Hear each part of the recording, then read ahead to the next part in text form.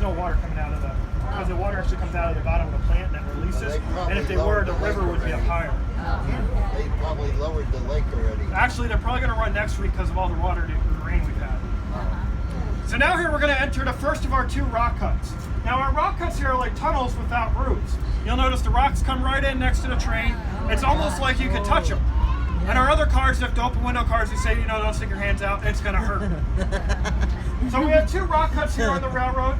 The one that we're going through right now is Kimball's Cut, and the second one that we'll go through here in a couple miles is Scheimer's Cut. Now the cuts were all basically dug out by hand using pick, black powder, and a little bit of shovel and a little bit of dynamite.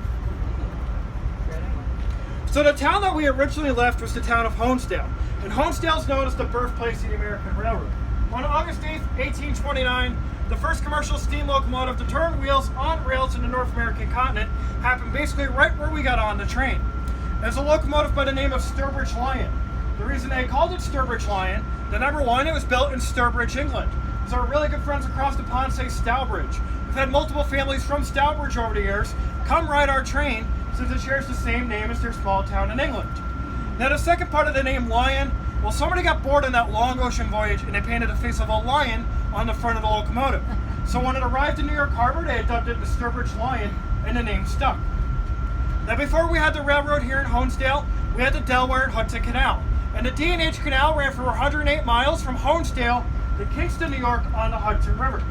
And the whole reason for the canal was to haul anthracite coal to the New York market. Now we didn't have anthracite coal here in Honesdale. That was all over in the Lackawanna Valley area or the Scranton area. So how they got the coal to Honesdale is that the Delaware and Hudson built what they called their gravity railroad. Now the gravity railroad is like a giant roller coaster.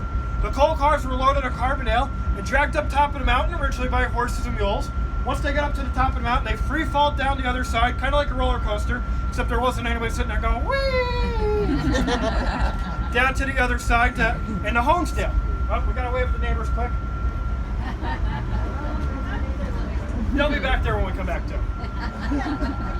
So once the coal got to Honesdale, it was offloaded on the canal and then taken down to the New York market.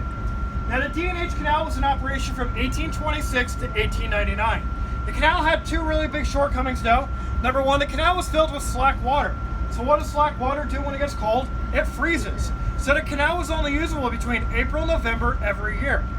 The second problem with the canal, top speed on the canal was 3 miles an hour.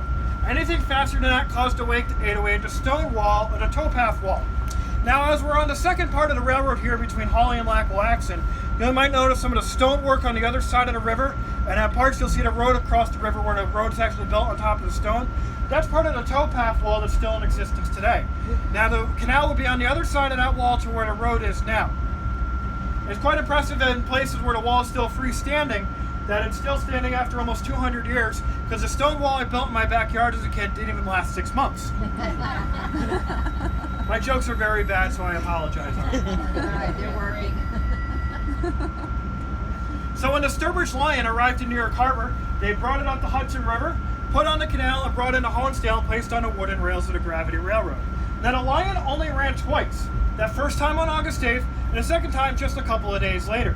It was about 5 tons heavier than the original design specification, and too heavy for the wooden rails of the Gravity Railroad. So it was used as a stationary steam locomotive on one of the inclined planes. And along with that, after they took it off the inclined planes, it was sold into private ownership. Now the Smithsonian Institute owns the remaining parts of the boiler that are in existence, and that's on display at the Baltimore and Ohio Railway Museum in Baltimore, Maryland. Our Wayne County Historical Society back in Honesdale has a full-scale replica of Stourbridge Lion that was built in 1929 to celebrate the 100th anniversary. It went to some transportation symposiums, a couple World's Fairs, and then was donated to the Historical Society.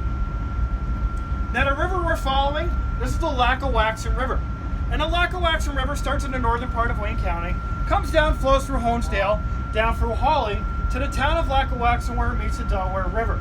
And we've got a great amount of wildlife that lives along the river. Duck, geese, bear, deer, great blue heron, beavers, otters, the American fisherman, it's a little too cold for them today. Along with that, the American kayaker, I also think it's a little too cold for them today. Along with that, bald eagles. We have 4 or 5 bald eagles nested along the railroad. We typically see an eagle every time we go out. Now, if we do see an eagle this afternoon, it's a $5 upcharge for every eagle we see. And don't mind me hanging off the train holding its strings to its wings. There's 2 men fishing in the river down there. Well, they just made a liar out of me about the guys fishing. Yeah. Those guys over there are braver than I am. Because it's a little Standing too right cold at the for river. me. Yeah. Now, when we get into January, when it's 50 degrees like this, I'll be out in shorts and a t-shirt. But now with it being hot all summer, I am freezing today. Wetsuit.